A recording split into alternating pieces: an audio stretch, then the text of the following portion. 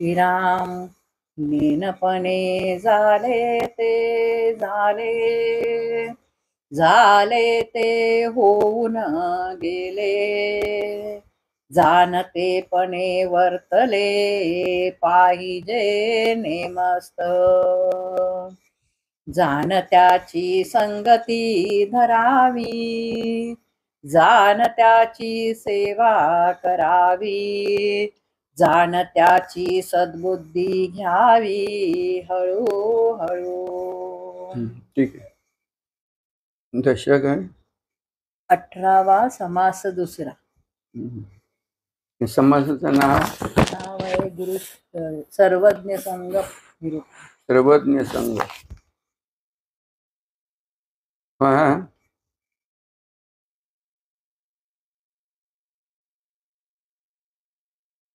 न जाणता म्हणजे नेणता, खूप काही केलेलं असतं, खूप काही करीत असतो कोणी जीव, पण त्याला तसा काही अर्थ उरत नाही, अर्थ असत नाही. करतात नानाविध प्रकारचे जीव आहेत, ते जीवन यात्रा आपापली करीत असतात, येतात जातात, पण खरं कार्य म्हणून जे कोणी करून जातात ना, ते कार्य कोणत्याही प्रकारचं असो, कार्य की ज्याला काही हेतू आहे, काही ध्येय आहे आणि त्यातून काहीतरी निष्पन्न होतं, भलं कल्याणकारक, व्यक्तिगत आणि समष्टी सर्वांचं कल्याण ज्यातून साधलं जातं, असं जे काही कर्म कृती ते कार्य, त्याला आपण सत्कार्य म्हणतो. तर असं कार्य आजपर्यंत जे जे कोणी होऊन गेले आणि करून गेले, त्यांनी जे कार्य केलं ना, ते काहीतरी जाणीवपूर्वक केलेलं कार्य होतं बघा. काही एका जाणीवेनं त्यांच्याकडून ते कार्य घडलेलं आहे. बर,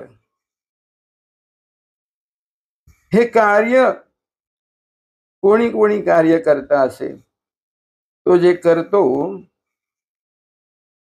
त्याचा कोणीतरी पाठीराखा असतो. पाठीराखा म्हणजे इथे मार्गदर्शक म्हणा, गाईड म्हणता ना तुम्ही, त्याला वाट दाखवणारा कोणतरी असतो. कोणी बघा, आज जे जे कोणी तुम्ही म्हणता ना अवतारी पुरुष होऊन गेले, मग श्रीराम असेल, श्रीकृष्ण असेल, शिवाजी महाराज असतील, बरोबर, ह्या सगळ्यांनी थोर पुरुष, ज्याला थोर विभूती आपण म्हणतो, त्यांनी जे कार्य केलं ना, त्यांना ते कार्य करीत असताना मार्गदर्शन मिळालेलं आहे. वाट दाखवणारा पाठीराखा कोणीतरी त्यांच्या मागे आहे. तेव्हा त्यांना ती वाट सापडली आणि त्या वाटेवरून ते चालले आणि काही एक सत्कार्य म्हणा, कल्याणकारक असं कार्य त्यांच्याकडून घडलेलं आहे. बरोबर आहे ना? बघा तुम्ही, म्हणजे श्रीकृष्ण असतील, त्यांचे कोण होते पाठीराखे? सुरुवातीच्या विद्यार्थी दशेच्या त्यांच्या काळामध्ये, काय म्हणू त्याला, त्यांनाही गुरुगृही राहावं लागलं. म्हणजे भगवंत कोण असेल, जन्मजात म्हणतो की जन्मजात भगवंत, श्रीराम म्हणा, श्रीकृष्ण म्हणा, त्यांनाही गुरुगृही राहावं लागलेलं आहे. म्हणजे कोणाचं तरी मार्गदर्शन घ्यावं लागलेलं आहे. त्यांना सांदीपनी ऋषींच्या आश्रमात राहावं लागलं श्रीकृष्णाला. श्रीरामाला वसिष्ठांकडून काही काळात क्षत्रिय धर्माचं शिक्षण त्यांना जे मिळाले ते विश्वामित्राकडून, परंतु वसिष्ठ गुरु होते त्यांचे. योग वासिष्ठ ऐकलंय, वाचलंय तुम्ही, नसेल तर वाचा. वसिष्ठांनी जे आध्यात्मिक ज्ञान श्रीरामाला सांगितलं ते योग वासिष्ठामध्ये आहे. असो. त्यानंतर शिवाजी महाराजांचं उदाहरण आहे तुम्हाला. समर्थ रामदासांसारखा पाठीराखा मार्गदर्शक गुरु होता पाठी.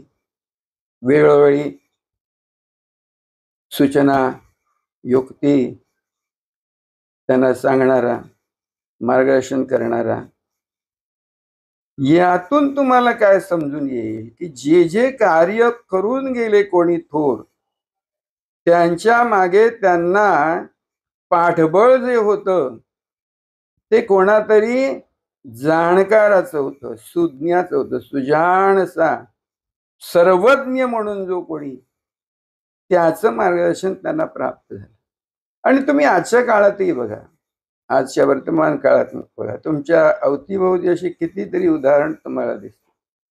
तुम्ही ऑलिम्पिक म्हणता, तिथे जे खेळाडू हो की नाही, गोल्ड मेडल सिल्वर मेडल प्राप्त करतात, मिळवतात, त्यांना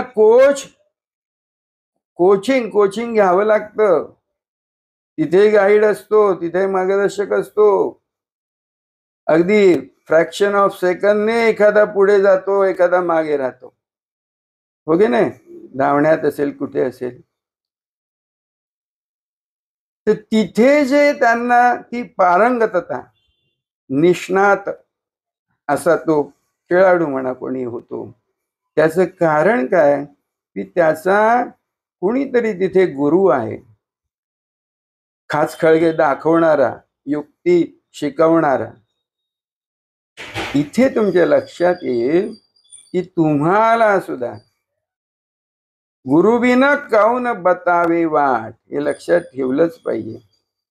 ते तुम्ही सगळे इथे जे कोणी आहात, ऐकत आहात, तुम्ही अध्यात्म योग अंगीकारलेला आहे, बरोबर. अध्यात्म योग म्हणजे काय, तर आधी आत्मा आहे, त्याच्याशी योग साधायचा आहे, हे कार्य तुम्हाला करायचं. आधी आत्मा म्हणून जे काही आहे ते ओळखून पारखून शोधून घ्यायचं आहे. कारण तुमच्या अवतीभोवती जे दृश्य म्हणून तुम्हाला दिसत आहे त्याला तुम्ही अनात्मा समजता. अनात्मा काय म्हणायचं, कारण ते नाशिवंत आहे, टिकून राहत नाही, नाहीसं होत, आता आणि पुढच्या क्षणाला नाही, असं आहे, म्हणून त्याला अनात्मा म्हणायचं, बरोबर. तर आत्मा म्हणून काय, त्याचा शोध तुम्हाला लावायचा जर असेल तर आत्मा म्हणून जे काही आहे तत्व, ते ज्याने जाणलेलं आहे, ज्याने ते शोधून पारखून घेतलेलं आहे, अशा जाणत्याची संगती तुम्हाला धरली पाहिजे. त्या जाणत्याने दिलेली शिकवण तुम्ही अंगीकारली पाहिजे. आणि ती प्राप्त करण्यासाठी त्याची काय म्हणूया त्याला, इथे म्हटलं जाणत्याची सेवा तुमच्याकडून घडली पाहिजे, बरोबर. तर त्या जाणत्याची सेवा कशी आणि काय ते तुम्ही पहा तुमच्याकडे.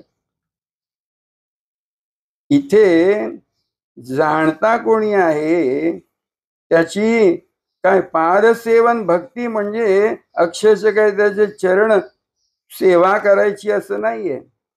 तर त्याने जी शिकवण सांगितलेली आहे, जे काही तुम्हाला थोडंफार ऐकून म्हणा किंवा एक मार्ग दाखवलेला आहे, त्या वाटेवरून तुम्ही चाललं पाहिजे.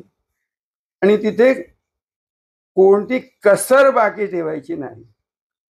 गुरु आज्ञेचं तंतोतंत पालन तुमच्याकडून घडलं पाहिजे, हे फार महत्वाचं आहे. म्हणून जाणत्याची सेवा करणे जी आहे ना, ती सेवा म्हणजे काय, ते गुरु आज्ञेचं तंतोतंत पालन करणं, त्याने जी काही शिकवण दिली आहे ती आत्मसात करणं, हे आहे. अतिशय सुंदर समाज आहे. वेगवेगळ्या ठिकाणी वेगवेगळ्या क्षेत्रांमध्ये जो कोणी आहे त्याने मार्गदर्शन घेतलंच पाहिजे. एकलव्य फार कमी असतात. आणि शेवटी तुम्ही जरी कोणाकडून मार्गदर्शन जरी घेतलं, बाह्य गुरुकडून बाह्य मार्गदर्शन, तरी शेवटी तुम्हाला एकलव्यच व्हायचं आहे हे लक्षात ठेवा. आपला मार्ग आपणच शोधायचा आहे. इथे एकलव्यच व्हायला पाहिजे. जरी बाह्य जाणत्याची तुम्ही वाट चुकाळली, त्याने दिलेली शिकवण अंगीकारली, तरी शेवटच्या क्षणाला तुम्हाला एकलव्य व्हायचं आहे हे लक्षात ठेवा.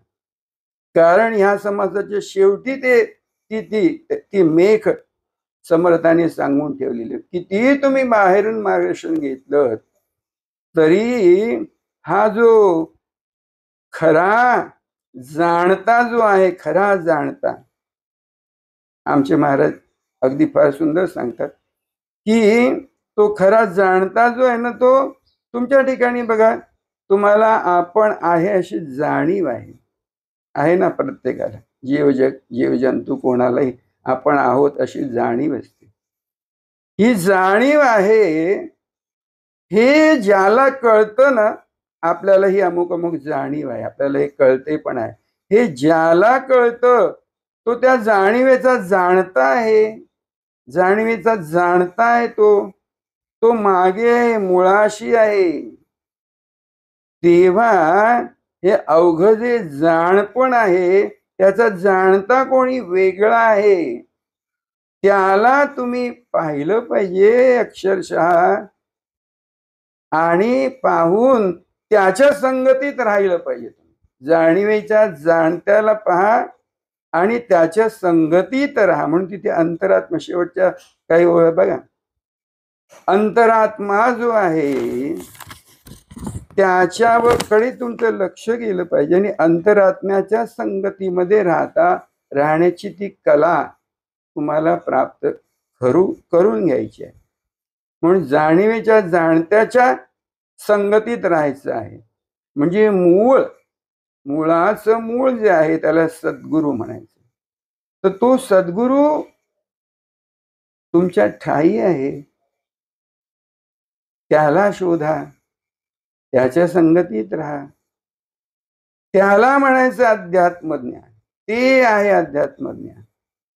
किंवा जाणीवेच्या जाणत्याला आपल्या ठाई पाहायचं आहे.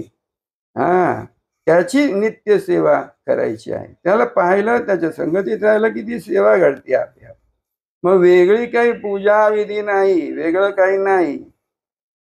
आणि ही आम्हाला प्राप्त झालेली सद्गुरूंची शिकवण आहे. म्हणून हा अतिशय महत्वाचा समास आहे, सर्वज्ञ संघ. आता ते कसं आहे माहिती का, मग ते काही एकांगी नाही, सर्व प्रकारचं ज्ञानाचा काय म्हणू त्याला, खजिना तुम्हाला सापडतो. अवघड ज्ञानाचं भांडार तुम्हाला सापडतं सर्व. म्हणून तो जो अंतरात्मा आहे ना, तो 64 विद्याचं काय 14 विद्या 64 कला पारंगत आहे सर्व प्रकारच्या. म्हणून त्याला सर्वज्ञ म्हटलेलं आहे. सर्वज्ञाचा संग तुम्हाला घडला पाहिजे आणि तो आपल्या ठाई आहे हे कळलं पाहिजे आणि तिथे लक्ष ठेवून राहणं. कारण तो जो आहे सर्वज्ञ तो अलक्ष्य आहे बघा, सहसा लक्षात न येणारा असा तो आहे. अलक्ष्य लक्षणी पाहे निज वस्तू असं त्याचं वर्णन करता येईल. तर ते आपली वस्ती जिथे आहे ती वस्तू, ते स्थान, स्वरूप म्हणा, तर ते शोधून काढणं आणि तिथे लक्ष ठेवून राहणं म्हणजे त्याची सेवा आहे, जाणत्याची सेवा आहे. तर त्या सर्वज्ञाचा संग तुम्हा सर्वांना प्राप्त हो, जो तुमच्या ठाई तुम्ही म्हणून तुमचं असणं जे आहे ते असणंच तो संग आहे. तर सर्वज्ञ संग आहे, तो संग कसा आहे ते ज्याचे त्याने पाहून घ्यावे. जय गुरु. राजाधिराज सद्गुरुनाथ निसर्गदत्त महाराज की जय. राजाधिराज सद्गुरुनाथ सिद्धरामेश्वर महाराज की जय.